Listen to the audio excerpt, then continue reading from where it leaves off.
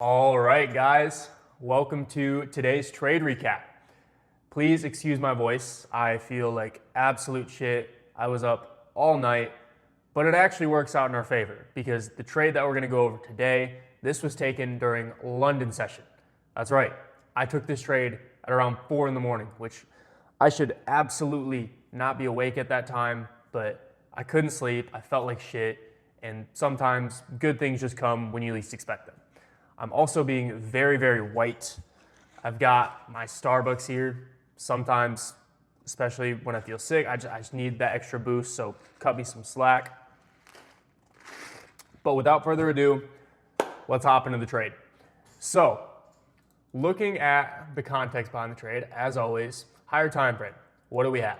We have very strong sell side liquidity levels. We have this level right here, and then this is a little bit further away, but we have this sell side level here as well.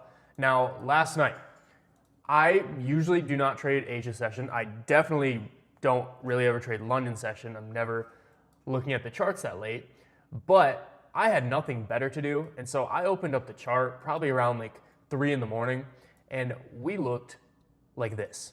Okay, this is, just a continuous move down. And in my experience, Asia and London session are usually relatively slower, a bit more choppy, but when they move, especially when we have strong draws to target.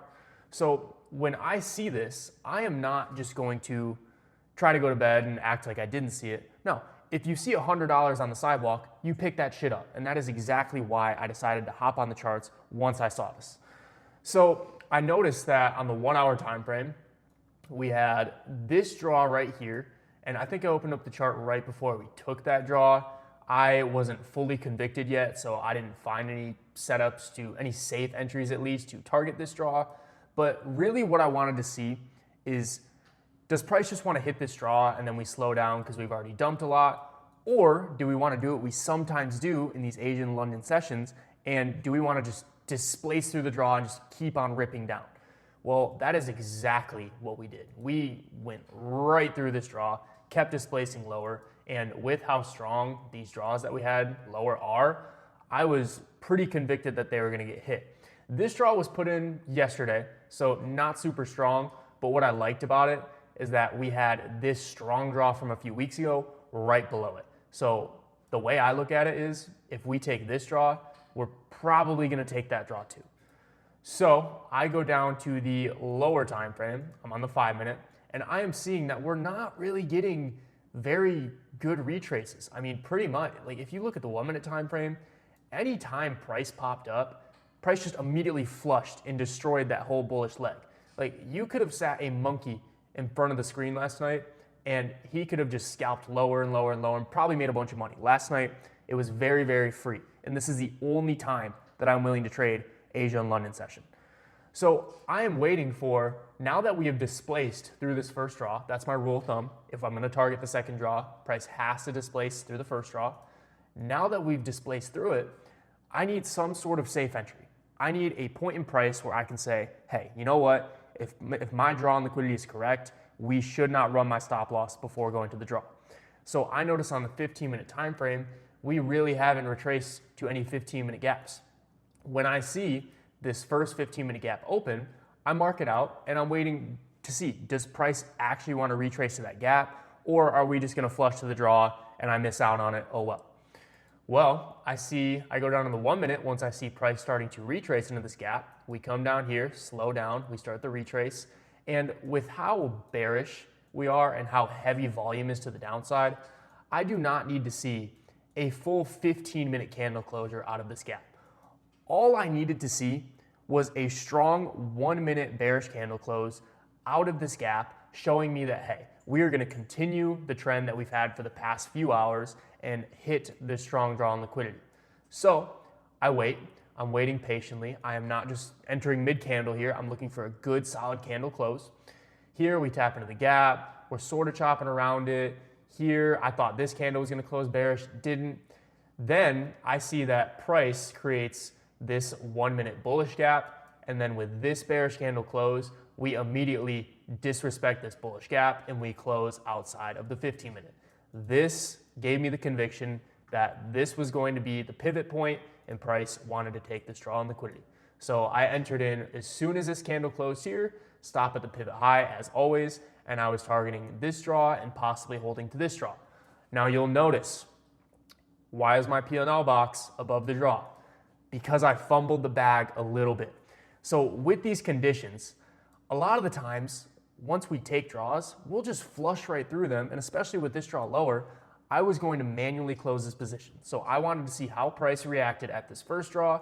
If we flushed right through it, I would catch a little bit of a better RR on the trade. If we wanted to sweep this draw and move higher, then I would just manually exit my position and sacrifice a few points RR.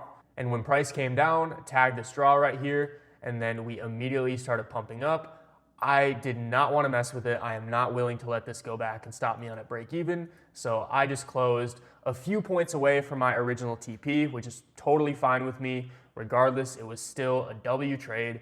I ended up making, here's the P&L card here. This is $4,312 on the night across my accounts. So absolutely no complaints there.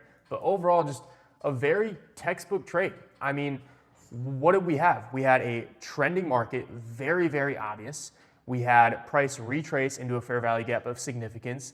And then we had displacement out of that gap, giving me conviction that price wanted to deliver to the strong draw on liquidity. That's the biggest thing, is we had a strong draw on liquidity.